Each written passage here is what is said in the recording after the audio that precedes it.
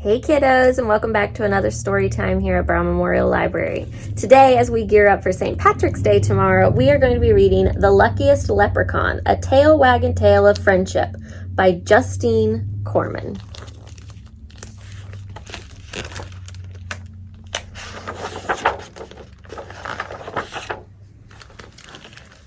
Mackenzie O'Shamrock at your service, but you can call me Mac. I'm a leprechaun, and I don't care if you believe in me or not. Get too close, and I'll show you who's real with my hammer. I may be small, but we leprechauns are not to be trifled with. There, now that that's settled, pull up a toadstool or a chair if you're too big, and I shall tell you my story. I was born beneath a fairy hill back when time was new. Ever since, I've been making shoes for the fairy folk and guarding my gold from greedy people. Treasure hunters have to get up pretty early in the morning to get the best of Mackenzie O'Shamrock. And since leprechauns work at night and sleep during the day, I'm up much earlier than most. No, they haven't made the human yet who could outsmart me.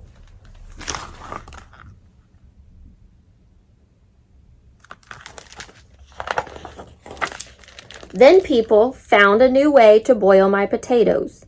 They stopped believing in leprechauns. They believed in all sorts of nonsense, but the little man making shoes beneath their very own hedge couldn't possibly exist. It got so only children and oddballs like Professor Chester believed in me. I didn't need people anyway. I had a nice home under a tree in a quiet park. As long as I had my gold and my work, this leprechaun was content. Every night I cobbled for the fairies. Since all the little things to do is dance and lose their shoes, business was steady. Every morning I'd pack away my tools and curl up in my cozy bed.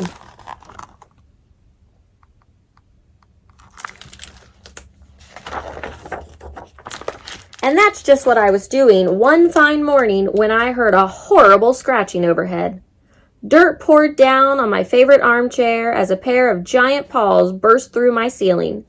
My thimble collection clattered to the floor. I grabbed my hammer and ran outside to see who was wrecking my home. I expected a goblin or some other horrible monster.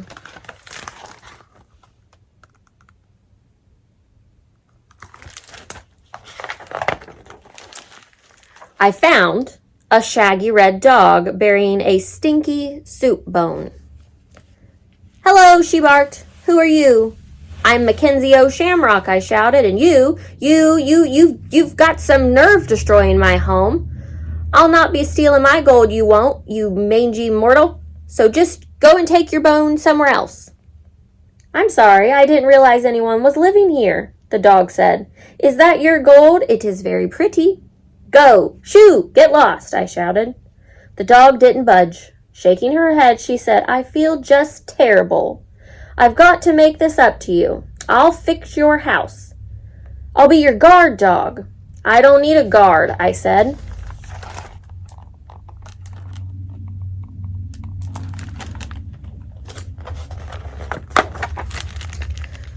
"But you must need a friend. Everyone needs a friend," the dog said. "My name is Lucky. What's yours?" That made me even madder. "Mackenzie O'Shamrock," I yelled. "Oh, that's right, you did tell me," Lucky replied. "But that's so much to remember. May I just call you Mac? I hope we'll be friends. Everything's more fun when you do it together, don't you think? Just the other day Lucky would have gone on like that for hours, but I told her to go away and to stay away. Apparently, stay was the only command the dumb dog knew. From then on, whenever I went, there was Lucky. She was slobbering all over me when I woke up at dusk. She was on my heels while I gathered cobwebs for thread.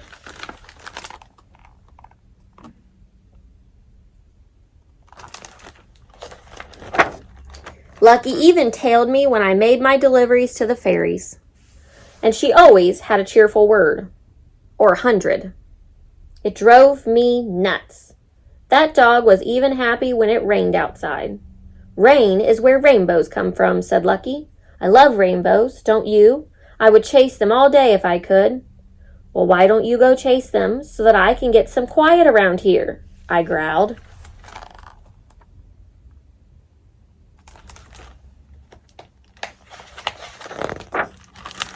After a while, Lucky learned not to talk so much, especially when I first woke up in the morning. I won't say we became friends, but she got to be slightly less annoying. Speaking of annoying, remember that human that I mentioned a while back? The oddball who believes in leprechauns still? That's right, Professor Chester. Well, he started snooping around my park yesterday.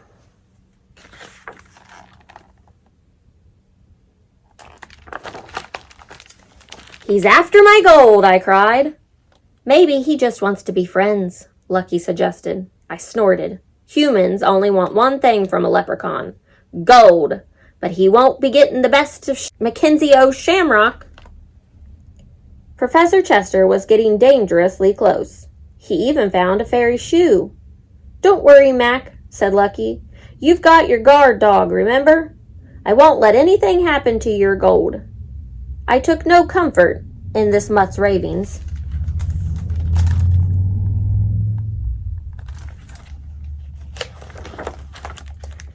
I watched Professor Chester poring over his books of leprechaun lore. If only I could prove their existence, he muttered. And I shuddered. Maybe he'll just go away, Lucky said. I thought about packing up, but I liked my cozy life under my tree. Besides, business was good, and it's not so easy to find a park filled with fairies. Then one day, while I was sleeping, the professor found my tree. He was about to capture me and would have gotten my gold for sure when...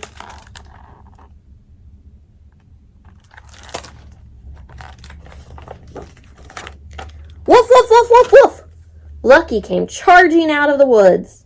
The professor cried, "Help! Monster, help!" He dropped his map and ran off screaming. I thought I was having a nightmare. I just rolled over with a groan and fell right back to sleep.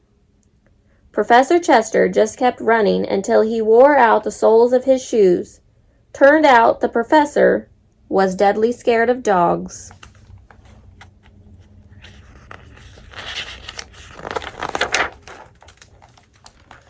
That evening, I woke up feeling something was horribly wrong.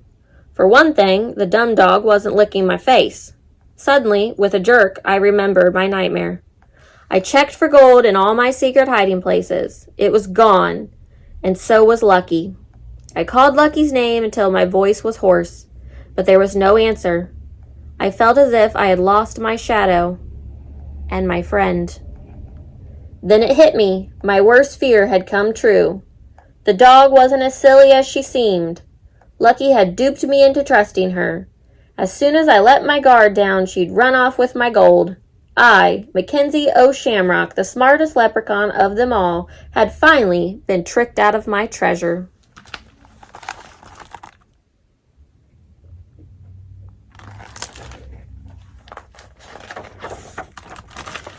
I searched the park for hours, but there was no sign of my gold or of Lucky. I told myself the dog had skipped off with my treasure, but part of me just didn't quite believe it. One minute I was furious, the next I was worried. What if the stupid pooch had chased a rainbow into traffic or gotten herself taken to the pound? I couldn't even keep my mind off of my missing gold.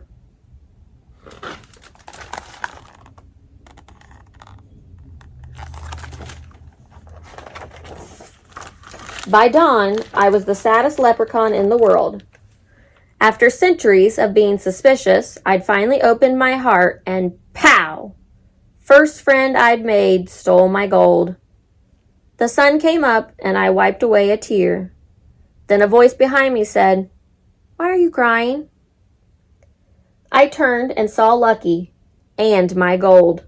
"Where were you?" I yelled. I was worried sick. Lucky licked my face. "You do care. I knew we'd be friends." I wiped the dog's slobber from my face and grumbled. I was worried about my gold.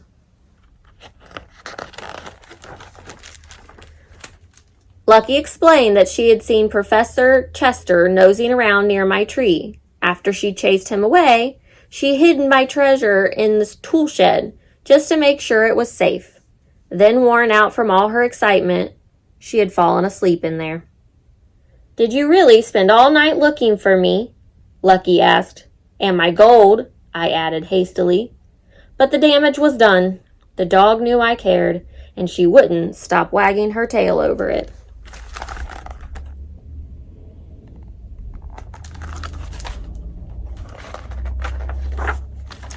So there's my story. Leprechaun gets gold. Leprechaun gets dog.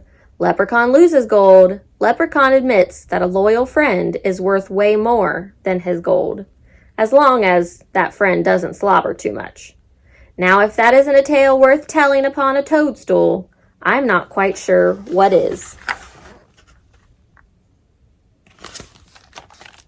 The end. We'll see you guys next week for another story. Bye, guys.